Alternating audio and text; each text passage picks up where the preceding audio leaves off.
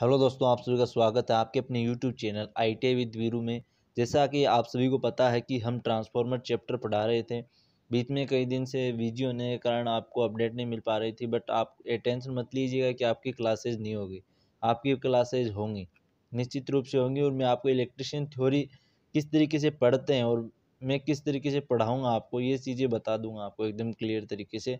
आप no tension रहिएगा, बिल्कुल एकदम आसानी से आपको बता दूँगा, ठीक है। और बिना देरी के वीडियो स्टार्ट करते हैं। अगर चैनल पे आप पहली बार विजिट कर रहे हो तो चैनल को सब्सक्राइब करके पास में जो बेल आइकन है उसको प्रेस कर दें। अगर आपको ITI से संबंधित नई वैकेंसी के बारे में जानना है तो हमारे चैनल पे जाकर प्लेलिस्ट में जाएं, वहाँ ITI अपडेट्स के नाम से प्लेलिस्ट बनी हुई है, ठीक है। वहाँ पे जाकर चैनल को सब्सक्राइब कर सकते हैं। तो बिना देरी के वीडियो स्टार्ट करते हैं। आज हम पढ़ने वाले हैं ट्रांसफॉर्मर अनुपात के बारे में। उसके बाद में हम ट्रांसफॉर्मर का कनेक्शन देखेंगे कि किस तरीके से करते हैं। तो सबसे पहले हम देखते हैं ट्रांसफॉर्मर का विद्युत वाहक बल समीकरण होता है उसको, जो हेडिंग लगा लेंगे आप। ट्रांसफॉर्मर ट्रांसफॉर्मर का विद्युत वाहक बल समीकरण, ट्रांसफॉर्मर का विद्युत वाहक बल समीकरण, ये हम देखने वाले हैं आज, ठीक है। तो हेडिंग लगा सकते हैं आप, ठीक है। अब देखना मैं आपको बताऊंगी कि क्या होता है ट्रांसफार्मर का विद्युत वाहक बल समीकरण। देखो, ट्रांसफार्मर का विद्युत वाहक बल समीकरण होता है, क्या होता है, वो होता है ई सॉरी एक सेकेंड,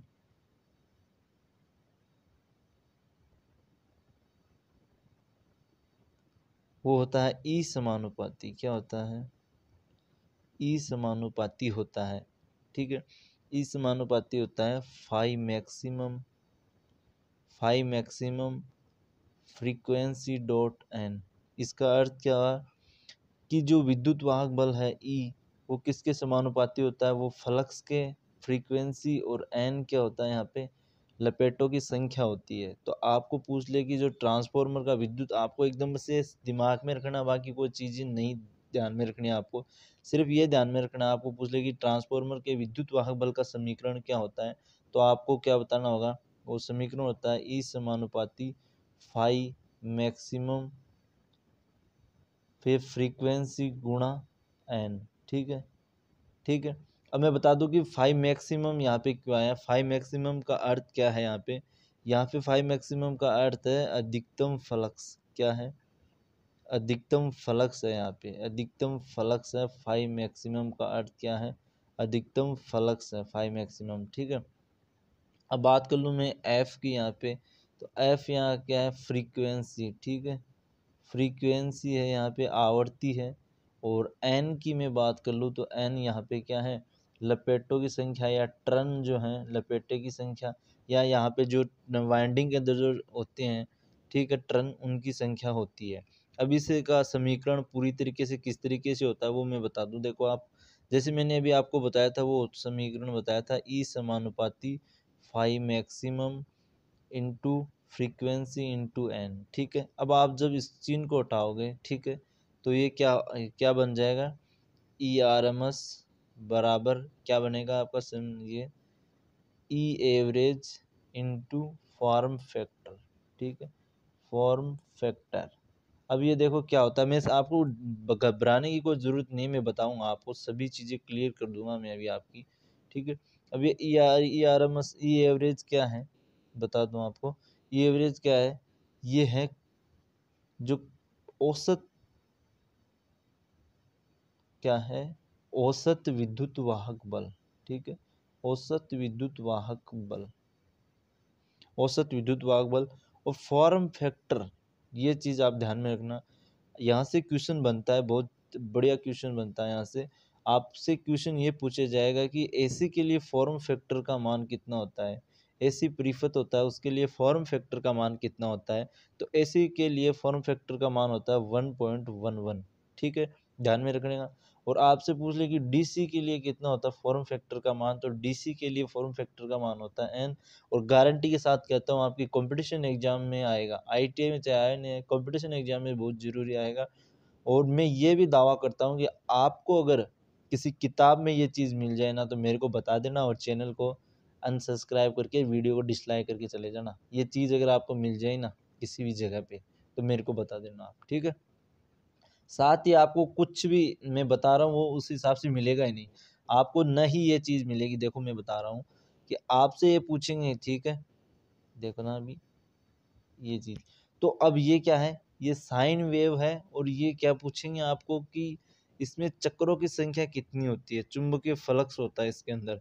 तो चुंबकीय फ्लक्स इसके अंदर कितना होता है, हम चुंबक की बात कर रहे हैं, वैसे साइन वेव है बट चुंबक के अंदर बात कर रहे हैं, तो ये चुंबक है। तो इसके अंदर आपसे पूछेंगे कितनी बार इसका मान शून्य होता है, तो इसका मान 4 बार शून्य होता है, 4 बार अधिकतम होता है, ठीक है। कितनी बार होता है, 4 बार शून्य होता है और 4 बार कितना होता है, अधिकतम, ठीक है। जैसे यहाँ से चलना स्टार्ट किया तो ये हो गया और यहाँ तक इस तरीके से, ठीक है।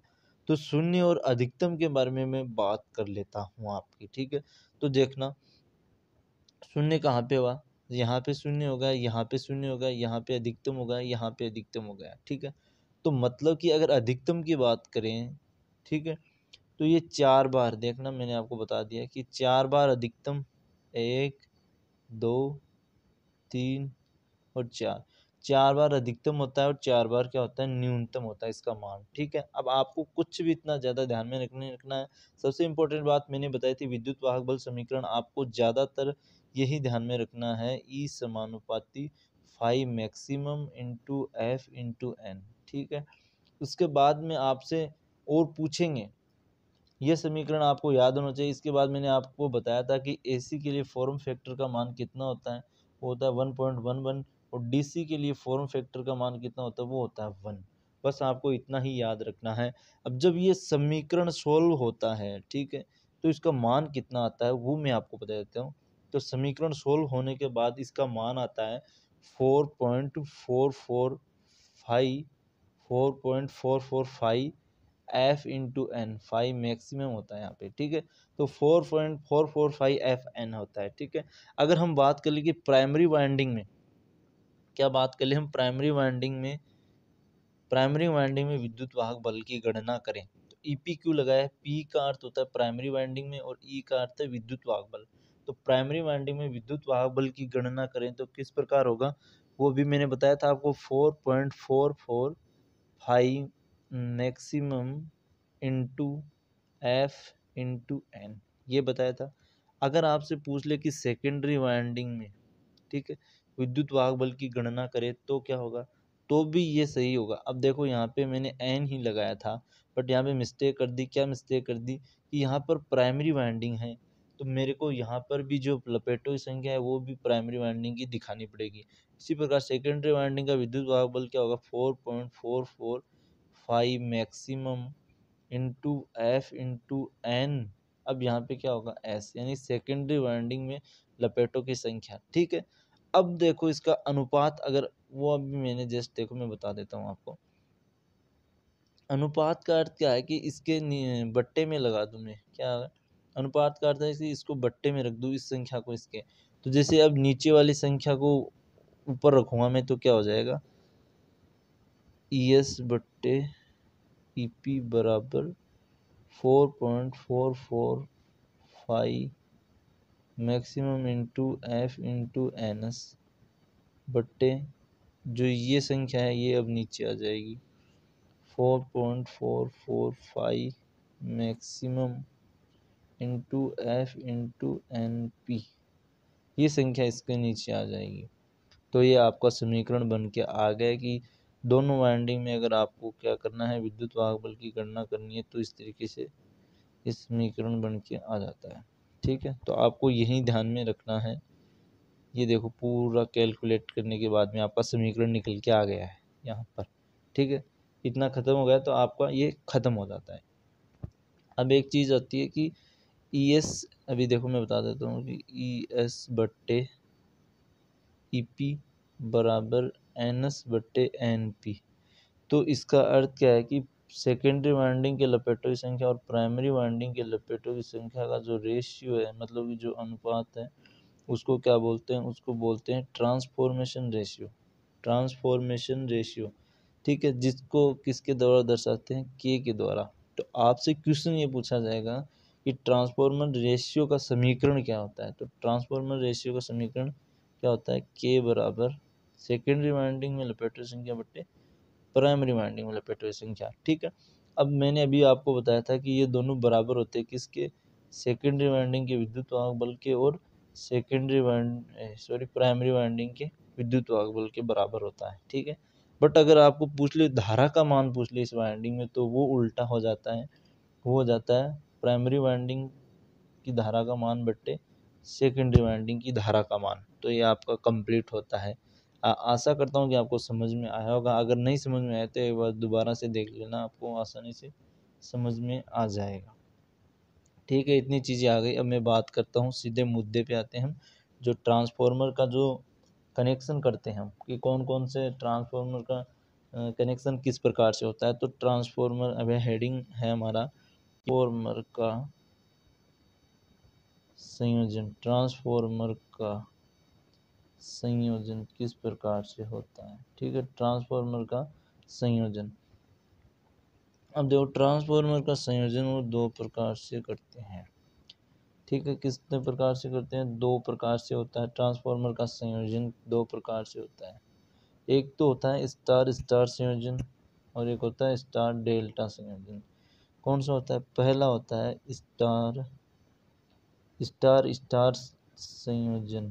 ठीक है, और ये संयोजन कौन से में होता है, कौन से स्टार्टर में, ट्रांसफॉर्मर में होता है। ये जो 3 फेज सप्लाई वाले ट्रांसफॉर्मर होते हैं उन्हीं के अंदर होता है। दूसरा होता है हमारा डेल्टा डेल्टा डेल्टा कनेक्शन। ठीक है, संयोजन को आपको पता है इंग्लिश में क्या बोलते हैं। ठीक है, डेल्टा डेल्टा कनेक्शन होता है। ठीक है, अब मैं बात कर लूँ कि स्टार कनेक्शन की मतलब संरचना के आधार पर बाहर से देखें तो किस प्रकार से बनता है। तो स्टार कनेक्शन तो इस प्रकार से बनता है, देखना आप इस तरीके से। आपका एक दोबारा दिखा दूंगा, कोई दिक्कत वाली बात नहीं है आपको। ठीक है, किस तरीके से होगा, जैसे एक ये आ गया, एक ये। ठीक है, स्टार कनेक्शन इस तरीके से होता है, जबकि डेल्टा की बात करें तो डेल्टा इस तरीके से बनता है।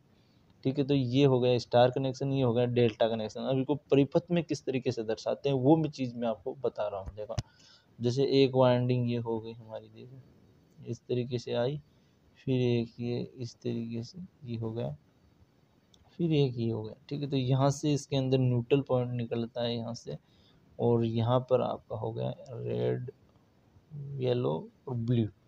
तो ये वाइंडिंग जैसे मैंने आपको बताया था इस तरीके से होती है। ठीक है, सेम उसी तरीके से है, देखना आप उसी तरीके से, बट परिपथ के अंदर इसको इस तरीके से दर्शाते हैं। इसी प्रकार डेल्टा कनेक्शन किस प्रकार से होता है, डेल्टा कनेक्शन ऐसे होता है, सॉरी गलत हो गया, यहाँ से पूरा ही दोबारा बना देता हूँ शॉर्ट। ठीक है, जैसे कि इस तरीके से होगा, ये आएगा हमारी एक वाइंडिंग, मैंने यहाँ पे ये वाइंडिंग नहीं बनाई थी उसके अंदर, तो गलती हो गई थी ये। ठीक है, ये बनाया था, ये देखो ये हो गया डेल्टा कनेक्शन। देखो इस तरीके से तो है, जब परिपथ में दर्शाते हैं तो इस तरीके से हो जाएगा, और वैसे डायग्राम इसका इस तरीके से होता है। तो आशा करता हूँ कि समझ में आ गया होगा इससे। और स्टार संयोजन, जो स्टार कनेक्शन है हमारा, इसका प्रयोग स्टार कनेक्शन का प्रयोग स्टेप अप ट्रांसफॉर्मर के अंदर किया जाता है। स्टेप अप ट्रांसफॉर्मर के अंदर किया जाता है, जो हमारे मोटर्स वगैरह 3 फेज में यूज़ में लिए जाते हैं, उनके अंदर जो होता है वो होता है स्टेप अप ट्रांसफॉर्मर होता है। ठीक है, और स्टेप अप ट्रांसफॉर्मर में क्या होता है कि उच्च शक्ति का होता है, हाई पावर कैपेसिटी होती है इसकी, हाई पावर कैपेसिटी, उच्च शक्ति वाला ट्रांसफॉर्मर होता है। ठीक है, अब मैं बात करूं कि इसका कनेक्शन किस प्रकार से करते हैं हम। देखो, कनेक्शन में दिक्कत आती है, कौन सी कनेक्शन में, स्टार स्टार संयोजन के अंदर। मैं बता दूंगा आपको एकदम आसानी से, स्टार और star star star connection, star star connection. ठीक है, स्टार और स्टार स्टार कनेक्शन के संयोजन में आपको बता दूं कि किस प्रकार से होंगे। तो कोई घबराने वाली बात नहीं है, आपको पता है 3 फेज है, 3 फेज है तो 3 फेज के अंदर 3 तो प्राइमरी वाइंडिंग होंगी इसके अंदर, और 3 ही सेकेंडरी वाइंडिंग होगी। तो दिक्कत कहाँ आएगी? दिक्कत कहीं भी नहीं आएगी। जैसे कि ये मैं बना रहा हूँ, ये जैसे मान लो वाइंडिंग, मान लो इसको आप 2 वाइंडिंग हो गई, ये 3 वाइंडिंग हो गई, प्राइमरी की हो गई वो, ये मैं सेकेंडरी की बना रहा हूँ, ये 3 सेकेंडरी की हो गई। एक बार देखना आप ध्यान से, मैं बता दूंगा आपको, कोई दिक्कत वाली बात नहीं है। देखो कनेक्शन करके बताता हूँ, स्टार कनेक्शन किस प्रकार से होता है, कोई घबराने वाली बात नहीं। इससे पहले उसके कर दो चाहे इसके कर दो, कोई दिक्कत नहीं आएगी आपके, ठीक है। ये है हमारा सिस्टम, ठीक है।